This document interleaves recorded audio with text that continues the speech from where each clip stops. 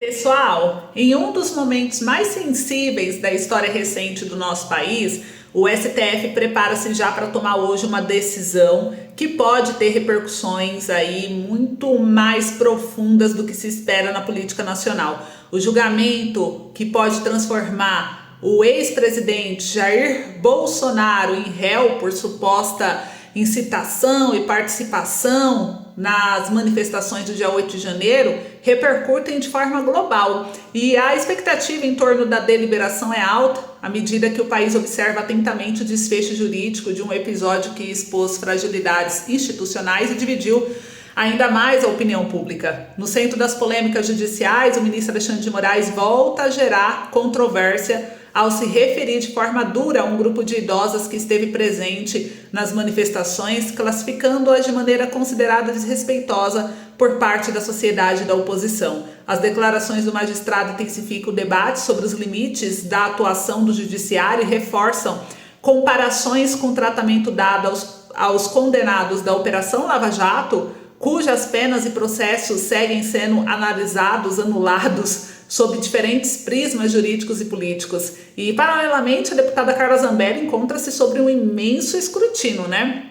Ela é alvo de múltiplas críticas e investigações e enfrenta um cenário de desgaste político e jurídico, com pressões crescentes vindas tanto da base governista quanto dos antigos aliados. E o ambiente turbulento no Congresso e nas redes sociais projeta um futuro incerto aí para parlamentar no momento em que a tensão entre os poderes se torna cada vez mais evidente. Então, eu vou trazer todos os detalhes desse desdobramento para vocês. Antes, eu convido você que ainda não é inscrito a se inscrever no canal, ative o sininho de notificação, compartilhe o vídeo e seja muito bem-vindo aqui ao nosso canal, onde você tem uma análise política de forma global, né, sem a interferência da grande mídia, porque a gente analisa aqui com base no que é noticiado, mas a gente não fica preso com base no que a matéria trouxe, a gente investiga e a gente traz a nossa análise sobre todo o contexto, né? Então, você que gosta desse tipo de análise, se identifica comigo e quer debater aqui um pouquinho sobre a política, você é muito bem-vindo no canal. Bom, gente, olha só, Zambelli rebate Bolsonaro, difícil aguentar o julgamento de quem sempre defendi. Saiu aqui no jornal Infomoney, o ex-presidente Jair Bolsonaro atribuiu à deputada federal a perda das eleições de 2022 pelo episódio de perseguição armada em São Paulo. Então, a deputada federal Carla Zambelli lamentou nessa terça-feira, dia 25 de março, o que ela chamou de julgamento das pessoas que sempre defendeu e continuará defendendo, em alusão à fala do ex-presidente Jair Bolsonaro, que atribuiu a ela a perda das eleições. Abre aspas, enfrentar o julgamento dos inimigos é até suportável. Difícil é aguentar o julgamento das pessoas que sempre defendi e continuarei defendendo. Fecha aspas, afirmou Zambelli em publicação no X. E em participação do podcast Inteligência LTDA da segunda-feira, Bolsonaro disse que Zambelli tirou o mandato da gente após ter sacado uma arma e perseguido um apoiador do presidente Luiz Inácio Lula da Silva em uma rua no bairro Jardins, em São Paulo, na véspera do segundo turno. Na visão do ex-presidente, os eleitores que ainda estavam em dúvida em quem votar, associaram a atitude à sua política de defender a ampliação de porte de armas, o que teria lhe custado votos.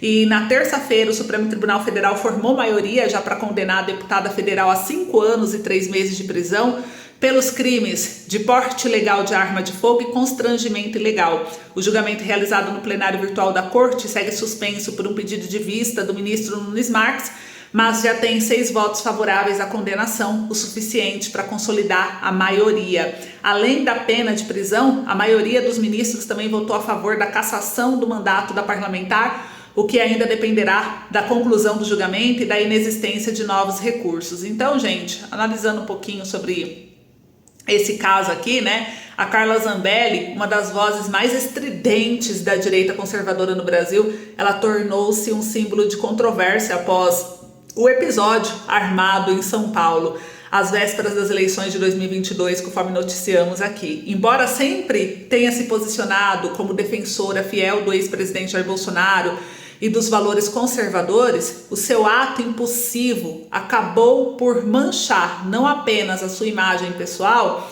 mas também a de todo um espectro político. O conservadorismo brasileiro, que busca pautar-se por princípios como a ordem, o respeito, as instituições e a responsabilidade individual, viu-se representado por uma figura que agiu em flagrante contradição com esses valores. Ao sacar uma arma e perseguir um civil nas ruas totalmente desarmado por ser opositor e por troca de xingamentos, Zambelli não apenas colocou vidas em riscos, como forneceu munição retórica aos críticos da direita que passaram a associar esse campo ideológico a comportamentos radicais e descontrolados. Então, essa recente crítica do Jair Bolsonaro à deputada, atribuindo-lhe parte da culpa pela derrota eleitoral, revela o peso real de suas ações, quando o próprio líder político que ela tanto defende se distancia de suas atitudes, já fica evidente que a sua conduta ultrapassou dos limites do aceitável, até mesmo dentro do seu próprio grupo político. E Zambelli alega estar magoada, como vocês viram aí com o julgamento vindo de quem sempre ela apoiou, que é o Bolsonaro. No entanto, defender uma causa não significa blindar-se de críticas, né, gente, quando se falha com ela. E, pelo contrário, quem se diz representante de um ideal deve ser o primeiro a zelar pela sua integridade.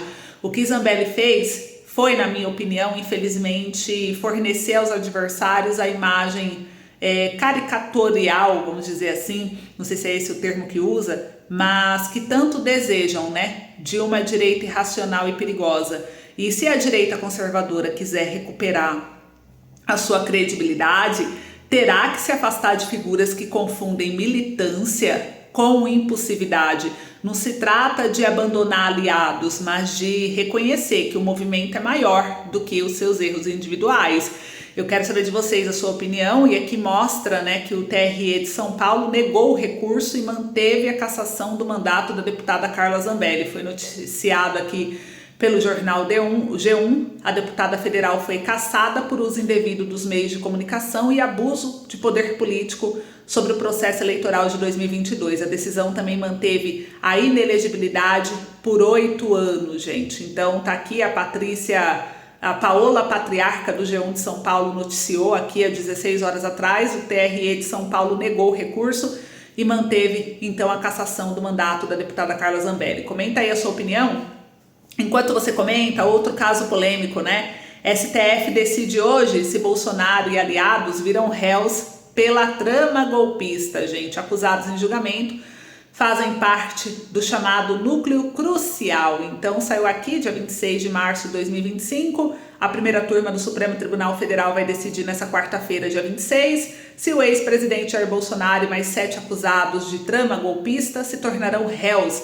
A sessão começou às 9h30 da manhã. O colegiado entrará no segundo dia de julgamento do recebimento da denúncia apresentada no mês passado pela Procuradoria-Geral da República contra 8 dos 34 acusados de integrar uma organização criminosa para praticar atos contra a democracia entre 2021 e o início de 2023. A sessão teve início com o voto do relator Alexandre de Moraes, mesmo ele sendo vítima do processo, ele é o relator e o STF manteve assim mesmo.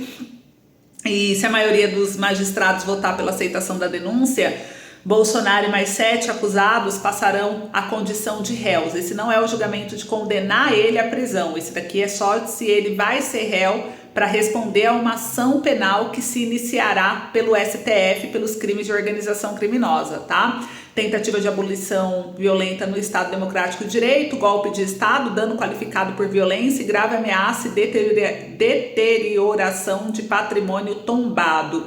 E com a eventual abertura do processo criminal, os advogados poderão indicar testemunhas e pedir a produção de novas provas para comprovar as teses de defesa. Com o fim da instrução do processo, o julgamento será marcado e os ministros vão decidir se o ex-presidente e os demais acusados serão condenados à prisão ou absolvidos. Não há data definida para o julgamento e, em caso de condenação, a soma das penas para os crimes pode passar de 30 anos de prisão. Então, assim, gente, vamos falar um pouquinho a respeito disso, né? O julgamento que antecede o processo. O STF, o Supremo Tribunal Federal, ele julga hoje se o ex-presidente Jair Bolsonaro e seus aliados se tornarão réus, né, por suposta tentativa de golpe de Estado. E a decisão parece mais formalidade do que debate jurídico, afinal, como ignorar a clara disposição da Corte, né, em condenar até mesmo, antes mesmo de garantir um processo com todas as garantias legais. E ninguém nega que investigar uma possível ameaça à democracia é necessário.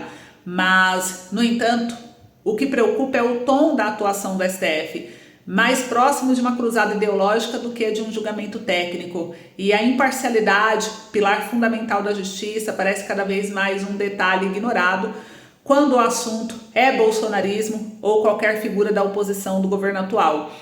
Casos que levantam dúvidas sobre a imparcialidade do STF não é de hoje, né? A gente viu aí a prisão dos deputados e ativistas bolsonaristas sem julgamento prévio, como no caso do Daniel Silveira, que foi condenado por suas palavras, não por atos concretos, um precedente perigoso para qualquer democracia. A censura imposta às redes sociais de jornalistas independentes que questionavam o sistema eleitoral ou as decisões do próprio STF, demonstrando uma postura que beira autoritarismo, né, disfarçado de proteção institucional. O ativismo político do ministro como Alexandre de Moraes e Gilmar Mendes, que comentam abertamente casos em andamento e atacam figuras públicas de oposição sem qualquer recato. A ausência de reação firme e célere contra escândalos envolvendo figuras da esquerda, como o caso das joias recebidas por Lula no exterior, ou denúncias antigas envolvendo membros do PT, que raramente seguem com o mesmo rigor ou velocidade. O caso do próprio Janones, né, que para não abrir o processo penal vai devolver dinheiro à Câmara dos Deputados, da acusação da rachadinha. Então, a justiça precisa ser cega, mas o que vemos é uma balança desequilibrada. Há um sentimento crescente de que o STF atua não como um guardião da Constituição, mas como um protagonista político, disposto a moldar o rumo do país conforme convicções ideológicas. E não se trata de absorver quem erra, mas de garantir que todos, de esquerda, direita, centro, sejam julgados com os mesmos critérios. Sem isso, o que se fragiliza não é apenas a imagem do STF, mas a própria democracia do nosso país. E para verem aqui, saiu até no jornal, STF não condenou velhinhas com bíblias, diz Moraes sobre o dia 8 de janeiro. A declaração se deu no julgamento que pode tornar Bolsonaro réu por golpe, né? O PL da anistia ganha força no Congresso, mas o ministro do STF, Alexandre de Moraes, ele negou na terça-feira, dia 25 de março, que a corte esteja condenando velhinhas com a Bíblia na mão pelos atos extremistas na Praça dos Três Poderes em Brasília. A declaração do magistrado se deu durante a leitura do parecer sobre os pedidos preliminares durante a segunda parte do julgamento do recebimento da denúncia contra o ex-presidente Jair Bolsonaro e outras 7 pessoas. Abre aspas, essa narrativa se criou e se repete por notícias fraudulentas pelas redes sociais e fake news de que são mulheres e mulheres idosas, que é totalmente mentirosa, fecha aspas, disse. Moraes defendeu a competência do Supremo para julgar as ações do dia 8 de janeiro. Ele afirmou que a questão está pacificada pelas 1.494 ações no STF. Abre aspas, aproveito para desfazer uma narrativa totalmente inverídica de que o Supremo Tribunal estaria condenando velhinhas com a Bíblia na mão que estavam em um domingo ensolarado passando pelo Supremo Tribunal Federal, pelo Congresso Nacional e pelo Palácio do Planalto. Nada é mais mentiroso do que isso, seja porque ninguém lá estava passeando, seja pelas condenações, fecha aspas, disse. Então vocês viram, né, que ele tenta negar que elas são só velhinhas, quer colocar elas como criminosas, então o STF continua, né, com essa teoria. E enquanto isso, para encerrar o nosso vídeo aqui de hoje, eu encerro aqui com mais uma informação que é a respeito, gente, da Lava Jato, que era a corrupção que dava 14 anos de prisão e não batom, né? Só para entender, é uma crítica que veio do Diário do Poder. Na Lava Jato era a corrupção que dava prisão de 14 anos e não protesto com batom. Olha a crítica, que interessante, né? Ver essa crítica do Tiago Vasconcelos. Ele trouxe que caso emblemático de primeiro político condenado no âmbito da própria Lava Jato, para ver que o Supremo julga com pesos diferentes, é a mesma balança com medidas diferentes. E o ex-deputado petista André Vargas pegou em 2015 uma pena de prisão de 14 anos e 4 meses por lavagem de dinheiro e corrupção passiva. No regime atual, 14 anos é o que pretende Alexandre de Moraes na condenação da cabeleireira Débora Santos, mãe de 2 crianças pequenas, presa 2 anos por ter reproduzido com um perigoso batom a estátua da justiça e a expressão "perdeu mané" de Luiz Roberto Barroso. Gente, acabo de rir, né? Parece assim, é uma coisa assim que dá vontade de rir, porque é muito ridículo tudo que a gente tá vendo acontecer. E essa crítica fez muito sentido, mostrando, né, o como que o STF julga um caso de Lava Jato, condenando uma mulher que pintou com batom a estátua da justiça com a mesma penalidade. Só que a diferença é que o Lava Jato, todo mundo foi perdoado. Não, teve erro de processo, vamos cancelar a condenação, não sei o quê. Agora, a manifestação não. Então, vocês acham que é justo esse julgamento? Comentem aí que eu quero saber a opinião de vocês. Esse foi o vídeo de hoje. Obrigada por acompanhar. Comentem bastante, vamos acompanhar de perto todos esses próximos passos aí. Um beijo.